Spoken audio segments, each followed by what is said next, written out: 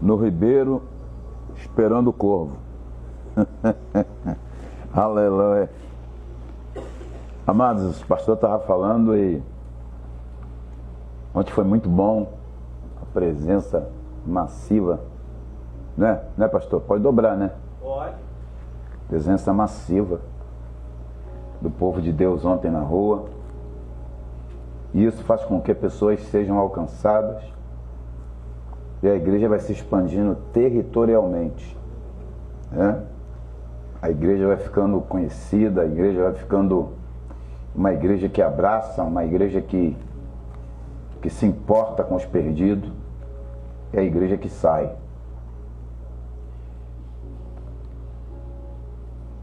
A graça transformadora, ela está nisso. Porque não é só a graça de Deus para conosco, é a nossa graça para com os outros. Quando nós vamos lá para fora pregar, nós estamos levando graça. E essa graça é transformadora, essa graça transforma. Nós somos transformados dia após dia pela graça. Efésios capítulo 2 diz: pela graça sois salvos, isso não vem de vós, é dom de Deus. Então, assim como Deus nos foi favorável e continua sendo favorável a nós com a sua graça, nós precisamos entender que Ele quer continuar sendo favorável com aqueles que ainda não estão aqui como nós. Ontem cada um aqui teve sua experiência, porque é necessário, irmãos. Para ministrar a graça é preciso sair. Porque senão as pessoas não são alcançadas pela graça. E o instrumento da graça é aquele que já foi alcançado por ela. Diga, eu sou um instrumento da graça de Deus. Quando Jesus morreu naquela cruz, derramou seu sangue, foi justamente para que nós viéssemos a ser salvos pela graça, porque terríveis pecadores, e continuamos sendo pecadores. E essa mesma graça continua sobre mim e continua sobre você dia após dia. Todo dia se manifesta a graça de Deus nas nossas vidas. E essa graça quer continuar se manifestando na vida daqueles que estão lá fora. Aleluia. Nós somos instrumento da graça de Deus, somos embaixadores de Cristo. Assim como nós fomos reconciliados com Deus por meio do Espírito Santo, nós somos o instrumento de reconciliação daqueles que estão lá fora. Rogo-vos, pois, que vos reconcilieis com Deus. Quantas pessoas nós encontramos ontem que precisa se reconciliar com Deus? Quantas pessoas nós encontramos ontem que ouviram palavra que nem pensavam de ouvir o que ouviram ontem, da boca de cada um de nós? E eu creio, irmãos, eu creio que pessoas ontem foram alcançadas. Eu creio que a palavra está falando ao coração daqueles que nós ministramos pelo poder do Espírito Santo. Porque, como diz 1 Coríntios capítulo 15, 57, sede, pois, firmes e constantes, sempre abundante na obra do Senhor, sabendo que o vosso trabalho não é em vão no Senhor. Então não foi em vão o trabalho ontem. E como não foi em vão o que tem sido feito. Aleluia. Não é em vão. Porque nós somos instrumento da graça. Agora, quem opera essa graça que transforma é o Espírito Santo. 2 Coríntios, capítulo 3, versículo 17, diz: o Senhor é o Espírito, e onde está o Espírito do Senhor, aí a liberdade. Mas no 18 diz: mas todos nós, com cara descoberta, como que vendo a face do Senhor, somos transformados pela graça, de glória em glória, na mesma imagem do Senhor. Pela graça, irmãos. Isso é tremendo. Você chegar em casa depois do evangelismo como aquele de ontem e você ter aquela satisfação. Eu olho para o pastor e vejo a satisfação dessa saída lá no campo missionário, né? Tá brilhando ainda. Ele disse para mim que queria ficar lá, arrumar problema com a Elaine. Mas é assim mesmo, quando nós começamos a ministrar a graça, essa mesma graça, ela rebate, ela vem para nós também e nos alegra o coração. Aquele que carrega a preciosa semente, gemendo e chorando, voltará com alegria, carregando as suas gavilhas, os seus molhos. Então não é em vão. Não é em vão. Nós precisamos entender isso. Essa é a obra da igreja. É a chamada da igreja. Aleluia. Ide, pregai o evangelho. Às vezes nós estamos muito preocupados conosco mesmo, estamos preocupados com o nosso problema, mas a palavra de Deus já diz em Mateus 6,33, e é bom sempre repetir isso: buscar em primeiro lugar o reino de Deus e as demais coisas vos serão. Então por que está preocupado? Deus ordena a bênção, irmão. Deus faz Elias profetizar que não ia chover durante 3 anos e meio. Elias podia dizer: mas e eu? Não vou beber água, não vou comer, vai secar tudo. Aí Deus fala para ele assim: eu ordenei. Isso é terrível. Eu ordenei os corvos. Aleluia. Que te sustentem. Aleluia. Não se preocupe, irmão, irmã que está aqui nessa noite, o que você pode estar passando, porque Deus dá ordem a teu respeito. Aleluia. Deus dá ordem a meu respeito. Ele dá ordem. É Ele que ordena a bênção.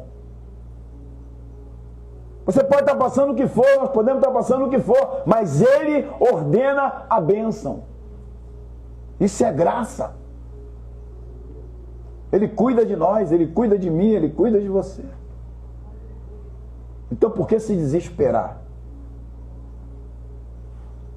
Por que muitas vezes orar só em prol de nós mesmos, da nossa família? Irmão, nós somos sacerdotes, reis e sacerdotes.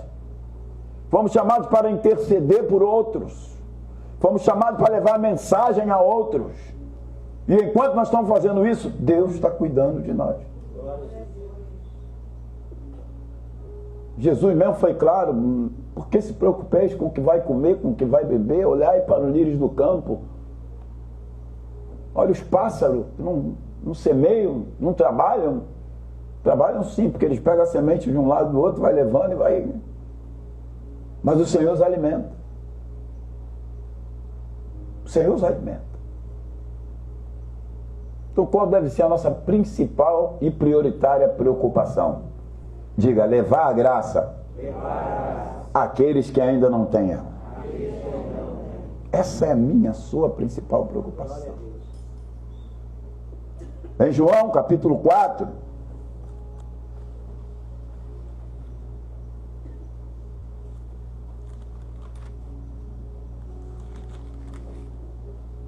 versículo 1 diz assim: quando, pois, o Senhor veio a saber que os fariseus tinham ouvido dizer que ele, Jesus, fazia e batizava mais discípulos que João, se bem que Jesus mesmo não batizava, e sim os seus discípulos, deixou a Judéia, retirando-se outra vez para a Galiléia. Mas o versículo 4 diz o quê? Era necessário passar aonde? Em Samaria. Porque havia necessidade em Samaria. Às vezes nós ficamos só no nosso entorno, na Judéia ou em Jerusalém, parado ali, e não vemos a necessidade à nossa volta. Pessoas que têm necessidade, como a mulher samaritana e o povo que estava atrás dela. Eu não vou entrar no detalhe teológico acerca do samaritano, porque também eram filhos de Jacó, se misturaram com outros povos, lá na rebelião de Jeroboão. E Jesus estava preocupado com eles. Eu tenho que levar a graça para eles. E Jesus escolhe um instrumento. Uma mulher que precisava da graça. Aleluia. Eu estava falando para a Débora ontem, para os meninos, falei: às vezes a gente está pregando para uma pessoa, mas não imagina a multidão que tem atrás dela. quando ela se converte. Quem pregou para Billy Graham jamais imaginaria que aquele homem seria um dos maiores pregadores do mundo.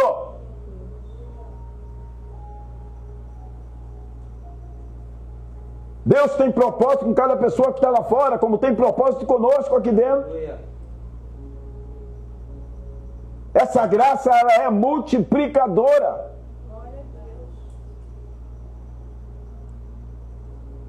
E Jesus, quando foi em Samaria, ele sabia. Não era só a mulher samaritana, era quem estava por detrás da mulher samaritana. Diga, atrás da mulher samaritana existia um povo. Mas ele foi primeiro na mulher samaritana. Porque era necessário. Nós precisamos entender que as pessoas têm necessidades. Elas estão precisando ouvir a palavra, elas estão precisando de um abraço, elas estão precisando de uma palavra de graça, uma palavra de bênção, uma palavra que levanta. Pastor ontem foi dar uma palavra para uma pessoa para levantar ela, porque era necessário. Às vezes é milhares de necessidades à nossa volta e nós só estamos pensando na nossa. Que Deus já prometeu cuidar. Isso chama-se egoísmo. É primeiro eu, oro por mim, eu jejuo por mim, eu peço a Deus só por mim. É eu. Mas Deus chamou a igreja para a cruz. O Senhor chamou a igreja para a cruz. Não vou abrir lá, mas você já conhece o texto. Eu gosto muito de pregar nesse texto. Lucas 14, versículo 25. Vendo grande multidão seguia Jesus, e Jesus virando disse: aquele que não aborrecer pai, mãe, mulher, filho, por amor de mim, e ainda a sua própria vida, e tomar a sua cruz e me seguir, não pode ser meu discípulo. Afinal, quem somos nós outros? Quem somos nós? Discípulos. Temos realmente dado mostra ao Senhor de que somos discípulos, que realmente estamos tomando em verdade tudo que Jesus falou? Ou ainda estamos agarradinhos a tudo?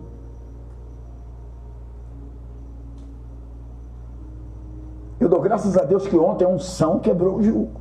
Aleluia. A unção quebra o jugo, irmão. Quebra o jugo do comodismo. Muitas vezes a gente fica acomodado. Só nós. Acomodado. Eu estava deitado. Agora à tarde. Não estava me sentindo bem. Levantei, coração pum, minha pressão. Fui medir a pressão alta. Aí o diabo falou para mim: liga para o pastor. Eu falei: não vou ligar não, diabo. Eu vou para a igreja. O diabo inventa um monte de coisa para você ficar no comodismo. Enquanto pessoas estão com necessidade da graça. Diga, necessidade da graça. Ontem eu fiquei maravilhado vendo Benjamin na rua ontem, junto com o pai dele, falando de Jesus. Tem uma criança. Coisa tremenda. Isso é o despertar da graça. A igreja precisa despertar mais e mais na graça de Deus. Nessa passagem, no capítulo 4, nós vemos que os discípulos foram na cidade comprar comida. Jesus fica e eles vão comprar comida. Veja bem, quando eles voltam, versículo 31, nesse interim os discípulos lhe rogavam dizendo: mestre, come. O foco de Jesus estava na mulher samaritana e naquilo que ele foi fazer ali. Havia um propósito de Jesus estar ali, não era comer, não era beber.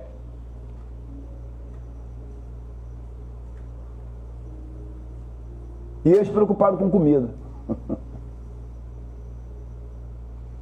De repente você está aqui no culto agora e está dizendo, pô, ainda não jantei, caramba, será que vai demorar? O estômago está roncando. Porque é assim mesmo, somos assim. Nos preocupamos com muitas coisas, mas não com as prioridades divinas. E a graça é prioridade divina, é prioridade da cruz.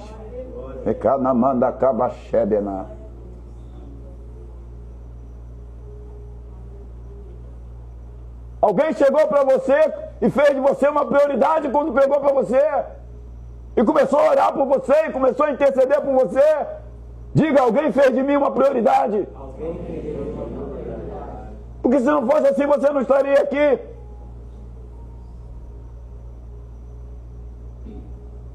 E nós precisamos entender isso, dar valor às prioridades de Deus.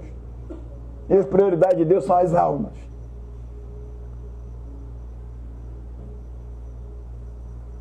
Os discípulos estão preocupados, e Jesus diz para eles no versículo 32, mas ele lhe disse, uma comida tenho para comer que vós não conheceis. Diziam então os discípulos uns aos outros, ter-lhe-ia porventura alguém trazido o que comer? Ainda estavam pensando em comida, ô povozinho comilão. É o crente.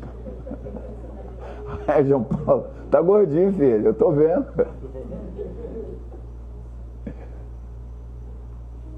Comida. Disse-lhe Jesus, versículo 34, olha o que Jesus disse, qual era a prioridade dele. A minha comida consiste em fazer a vontade daquele que me enviou e realizar a sua obra. A minha comida, a sua comida, tem que ser fazer a vontade do Senhor e realizar a sua obra. O resto vem depois. Aleluia. Glória a Deus. O resto vem depois. Tem gente lá fora sofrendo, tem gente lá fora chorando. Tem gente lá fora precisando de um abraço. Tem gente lá fora que está afastada de Deus. Mas Deus não esqueceu dela, não. Porque Ele jamais desampara. Ah, está desviado. Não está desviado, irmão. Abre a sua Bíblia, Mateus 12, 20.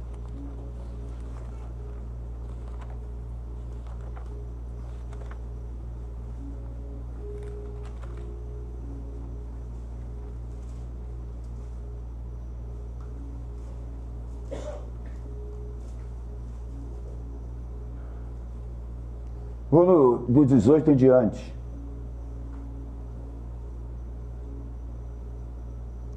Eis aqui o meu servo, que escolhi, o meu amado em quem a minha alma se compraz. Farei repousar sobre ele o meu espírito, e ele anunciará juízo aos gentios. Diga, esse servo sou eu. Por que o Espírito não repousou sobre você, não? Você não foi batizado no Espírito Santo? O Espírito Santo não está em você? Esse servo está falando de Jesus, mas atrás de Jesus está eu, está você.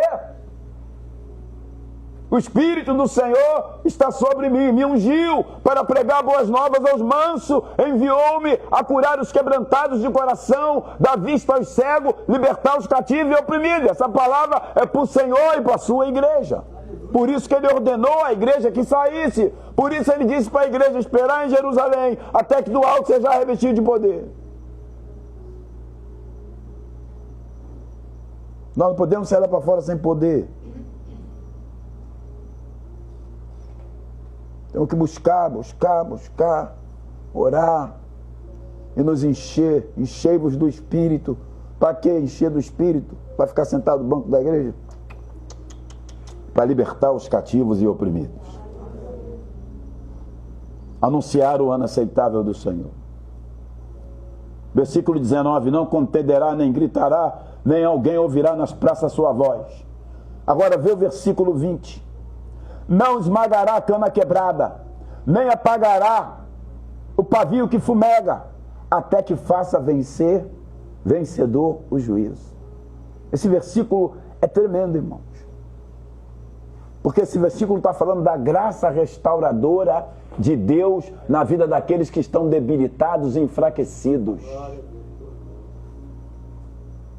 Está caído, mas vai ser levantado.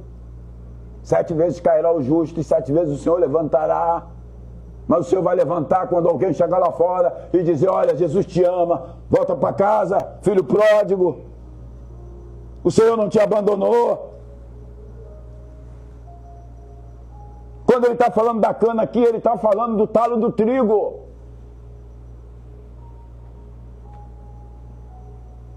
Porque o trigo ele tem uma característica: se quebra, sem esmagar, sem esmagaçar o talo, ele volta a levantar. Você sabia disso? Procura saber disso. Por isso Jesus está falando isso. Não esmagará a cana quebrada. Quer dizer, a cana já está quebrada. Eu tenho que levantar ela. Eu não vou esmagar. Eu não vou acabar de destruir a cana. Tem pessoas lá fora que já esteve dentro da igreja. Tem pessoas lá fora que tem até o Espírito Santo lá dentro dela. Sabe por quê? Porque o pavio está fumegando. O fogo não apagou. Ela está lá fora, mas o fogo não apagou. Tem que ter eu e você para chegar lá e soprar a chama e o fogo reacender.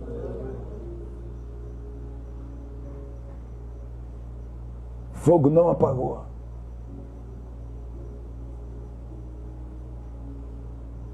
Quando eu estava lá fora como cana quebrada, depois de mais de 20 anos servindo ao Senhor, caindo pelas ruas, alguém dizia: esse já era, vai para o inferno.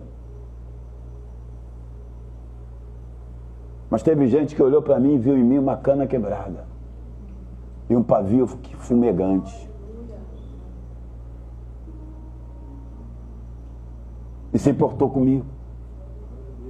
E começaram a orar por mim. E à medida que orava, a cana foi, foi levantando, o talo do trigo foi levantando para começar a produzir de novo. Tem pessoas lá fora, como nós encontramos Monte Nogueira.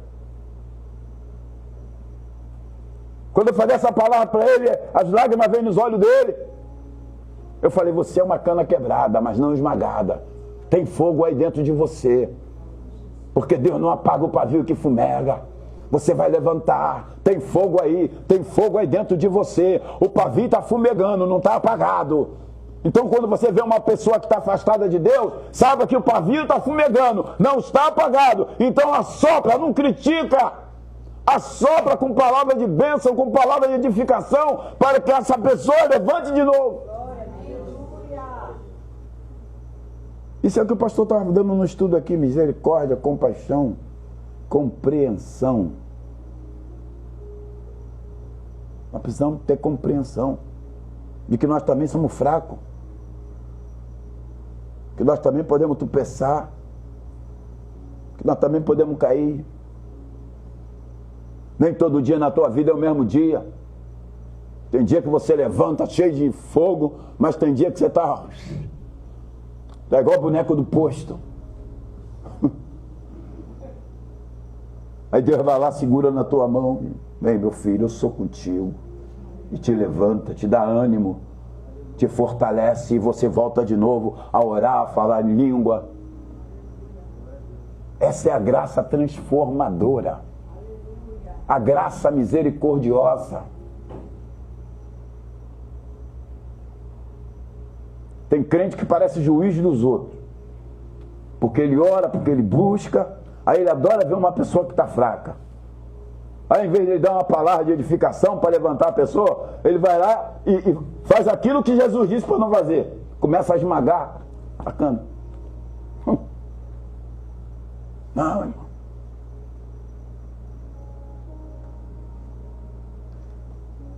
Essa palavra profética, sabe onde está? Abre lá Isaías 42. Porque Deus está falando também acerca de Israel. Porque senão Israel já era para ser destruído.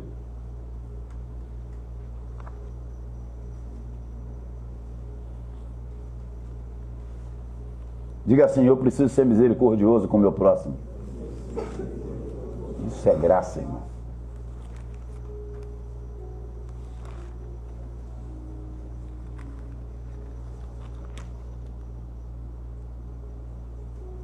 42, 1.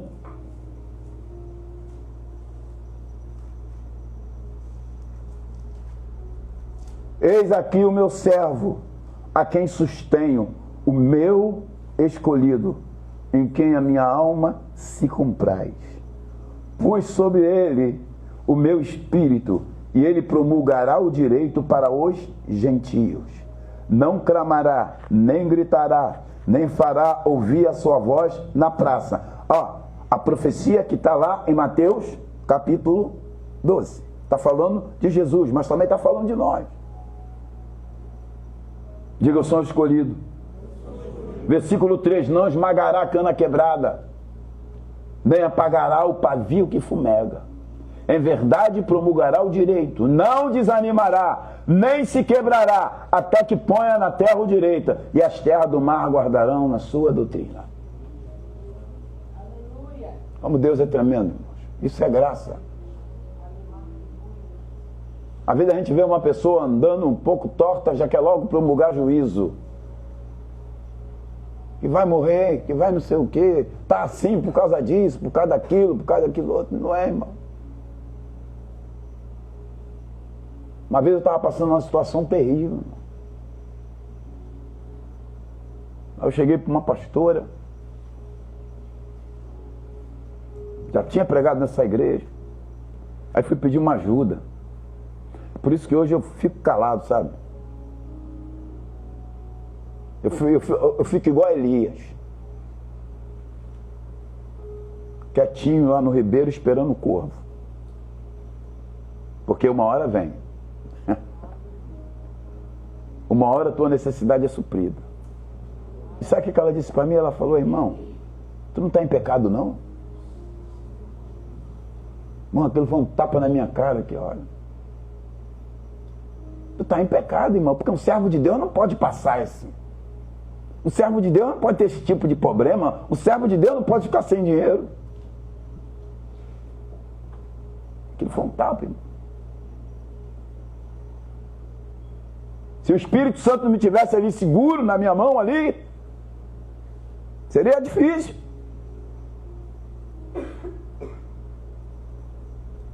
Você já está passando situação, a cana já está quebrada, vem alguém e esmaga.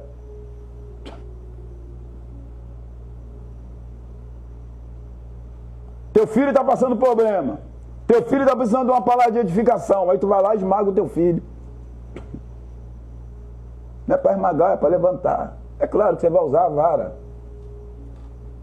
mas não vai matar. Para matares não levantarás a tua mão. Porque Deus corrige aquele que ama. Deus nos corrige. É por isso que ele não esmaga a cana. Ele corrige. E lá fora, irmão, está cheio de cana quebrada. Quantos de vocês devem ter encontrado ontem que já participou de uma igreja, já provou do Espírito Santo, já participou de um culto e não tem nem força para abrir a boca para orar?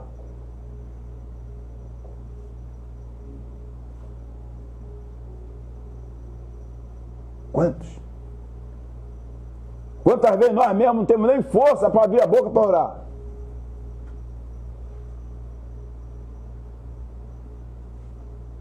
E eu tenho que pegar e orar na peleja, orar na guerra, mesmo quebrado, mas eu tenho que orar. O Espírito Santo está em mim, ele vai me ajudar, ele intercede por mim. Começa a orar em língua, começa a orar em língua, começa a orar em língua, o Espírito começa a fortalecer, porque aquele que ora em mistério edifica-se a si mesmo. Então aprenda o hábito de orar em línguas. Não é falar duas palavrinhas, passa uma hora orando em língua na presença de Deus e tu vai ver o que vai acontecer com a tua vida. Baruch Ratá, Shema. Passa uma hora orando em língua. Tu vai ver o que vai acontecer na tua vida, no teu espírito.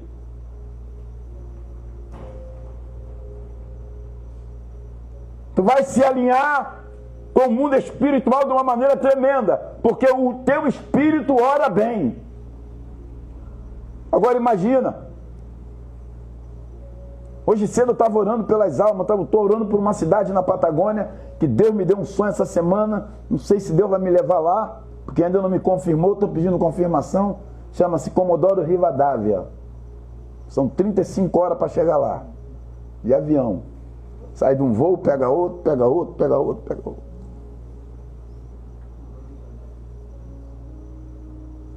Eu falei, Senhor, eu não sei orar como convém. Tua palavra mesmo diz. A tua palavra diz que o Espírito intercede por nós com gemidos inexprimíveis.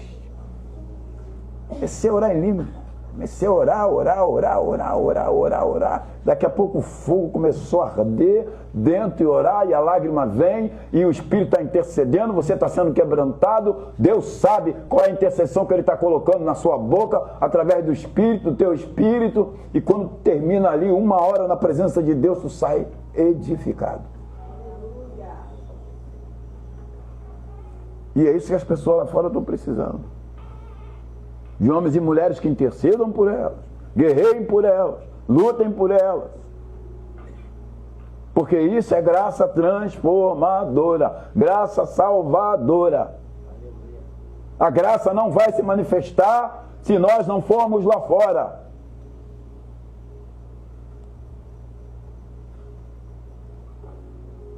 Romanos capítulo 10 diz: como ouvirão se não há quem pregue? Como pregarão se não for enviado? Não tem como você ficar em casa pregando para a parede.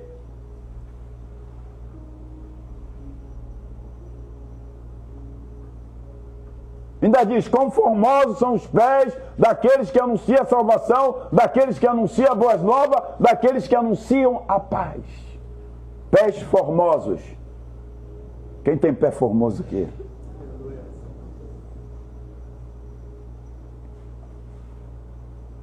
O pastor estava falando aqui do gasto de... Isso não é nada, irmão. A obra se faz com dinheiro mesmo. Tem que ter dinheiro para fazer a obra.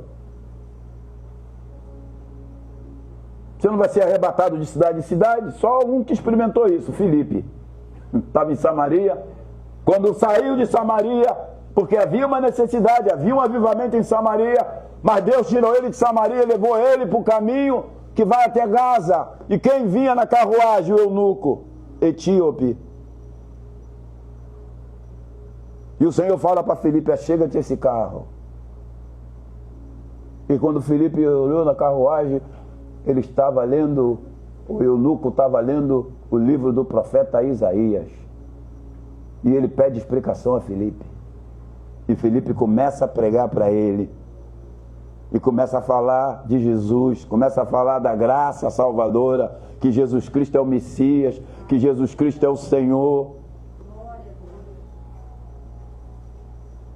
E Filipe começa a falar do batismo. E o Espírito Santo convence o eunuco ali na hora.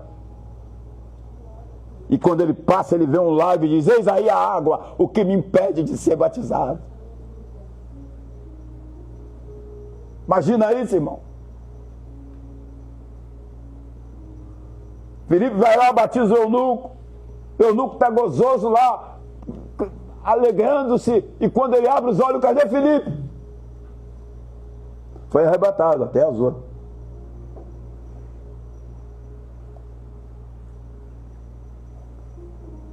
A graça salvadora, irmão, é assim. Ela quer tocar no meu coração, no seu coração, para a gente abrir mão de nós mesmos. Ontem tinha 20, tomara que tenha 30, 40 na próxima semana. Para levar essa graça. Porque 100 membros até o final do ano a igreja tem que trabalhar, irmão. Vamos orar? Vamos. Vamos clamar? Vamos. Mas vamos trabalhar. Vamos ajudar os pastores. Vamos trabalhar.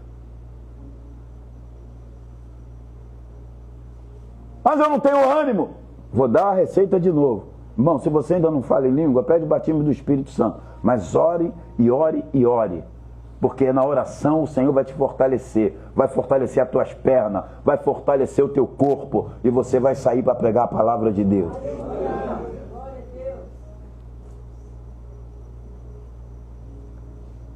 Tem que ir. Eu estava dias sem ir para a rua, por causa da situação lá em casa. Eu também com as minhas pernas fracas. Falei, não, peraí, tem alguma coisa acontecendo. Ontem eu fiquei renovado, caramba, aleluia. Roha seca managava cheia.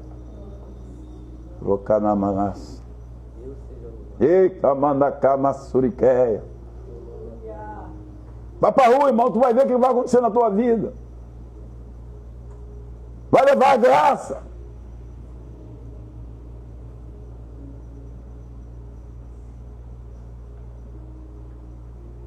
Mas temos que abrir mão de nós mesmos.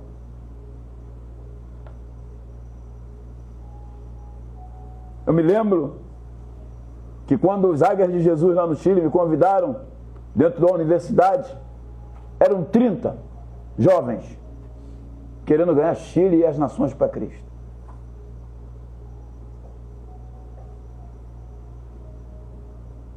E cada um com a sua carreira na universidade.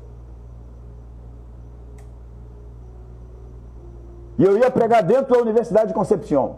Todo ano eu estava lá. E eu via a empolgação daqueles jovens. Eu vi o brilho nos olhos daqueles jovens querendo ganhar Chile para Jesus. Querendo ganhar as nações para Cristo. E eles tinham que escolher. Ou priorizava a sua carreira, ou priorizava o propósito. Eles priorizaram o propósito. Deus priorizou a carreira. Hoje, irmãos, escuta isso. Está no Nepal, na Ucrânia, na Turquia. Eu estive lá na Turquia. No México, na França. Essa semana agora saiu uma carreata para a Europa.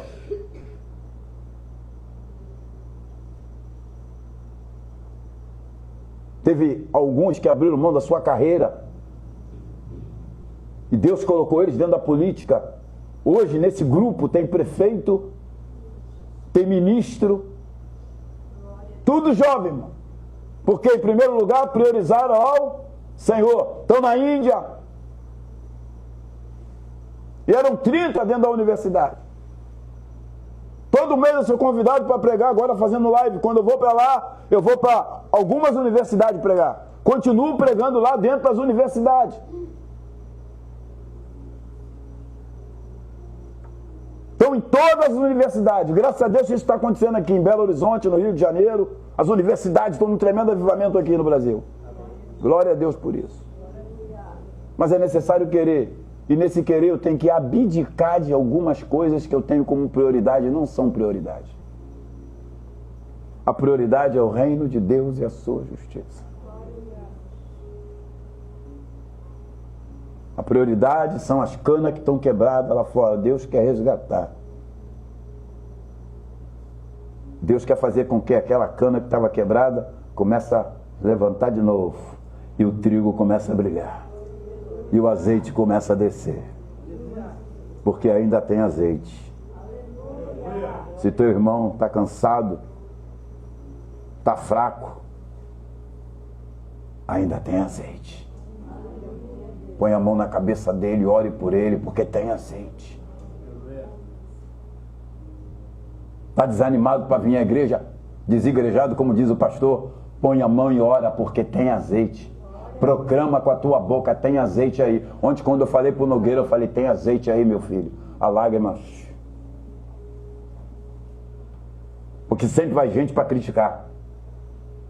Você estava na igreja, você se desviou. Para Jesus não tem desviado.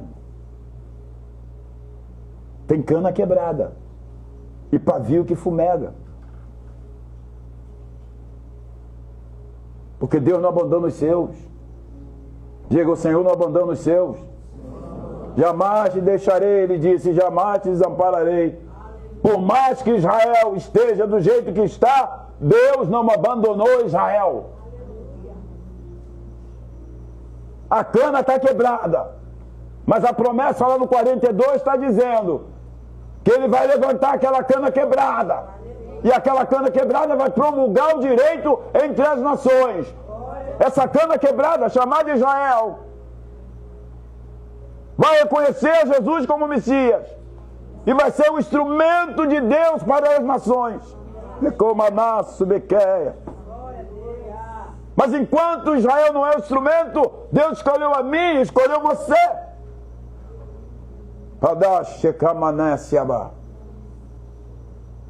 Nós precisamos entender isso. Que essa palavra queime no teu coração, irmão, irmã. Para de dizer que eu estou desanimado, que eu estou assim, que eu estou assado. Ministra a palavra de vida. A morte e a vida está no poder da tua língua. O pastor falou aqui, a língua. Como diz o passado, boca fechada não entra mosca. Mas tem boca que abre e o diabo entra. Porque ela profetiza contra ela mesma.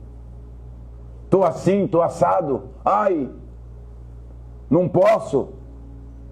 Posso todas as coisas naquele que me fortalece. Fica de pé em nome de Jesus. E aplaude ao Senhor por essa palavra.